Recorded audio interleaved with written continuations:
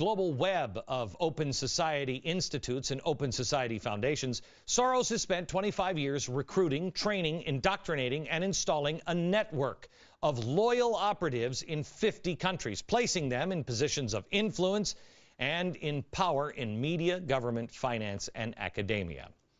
Does any of this sound familiar? This formula of infiltrating the system is always the same with Soros. It's the one he always uses. So I'm not asking you to believe me on conjecture. I'm asking you to learn the history of George Soros.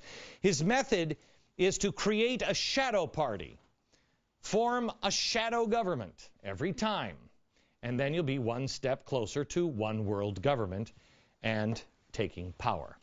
A shadow party is not a political party. It is not, at least not in a tangible sense. It works outside the normal electoral system. In 2000, Soros funded 1/3 of the shadow conventions. Do you even remember these?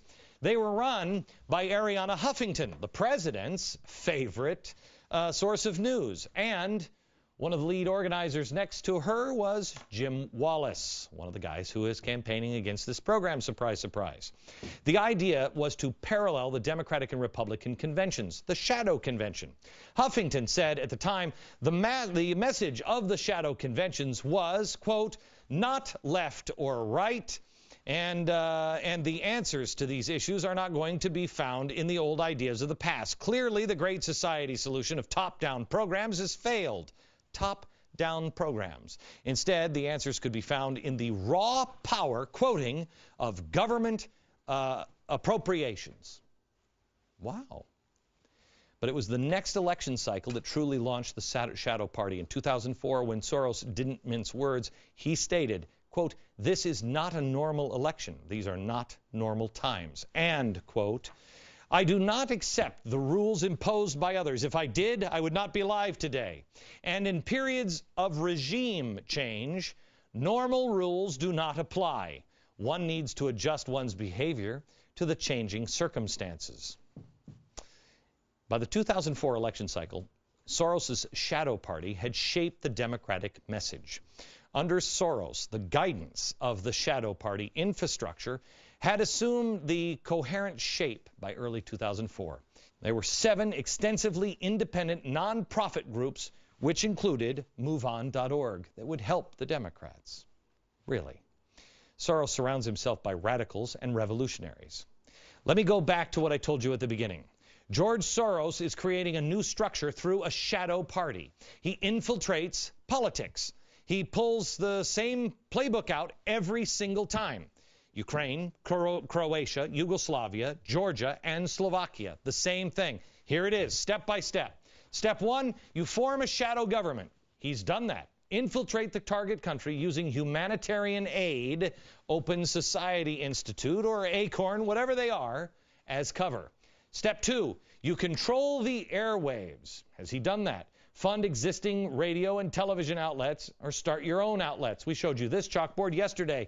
This is his media empire. NPR, free press.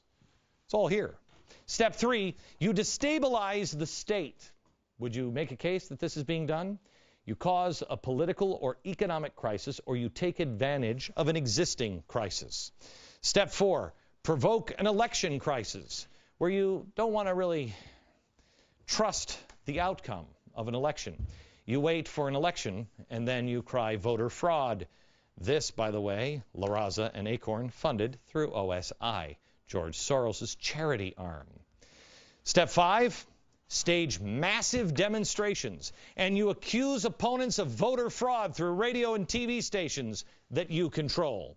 Soros has been laying the groundwork for change for the U.S. for decades, going through many of these steps one at a time, sometimes combined. Step 1, Soros has established his Open Society Institute in the U.S. Step 2, he's been trying to control the airwaves by funding media outlets and attacking Fox News, and they're doing it now with millions of dollars on this program and Fox. Step 3, Soros supports massive government spending, which will worsen our deficit crisis, destabilize the state. This is a man who lives above the law. This is a man who is not exactly humble.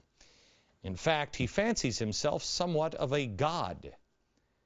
In his own words, next.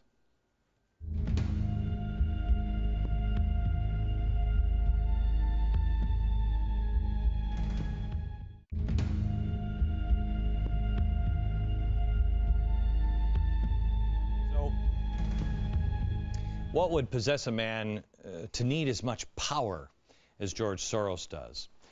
Well, the title of a biography that he himself authorized refers to him as a messianic billionaire. Wow, that's quite a claim. But maybe you should look into the mind of the puppet master.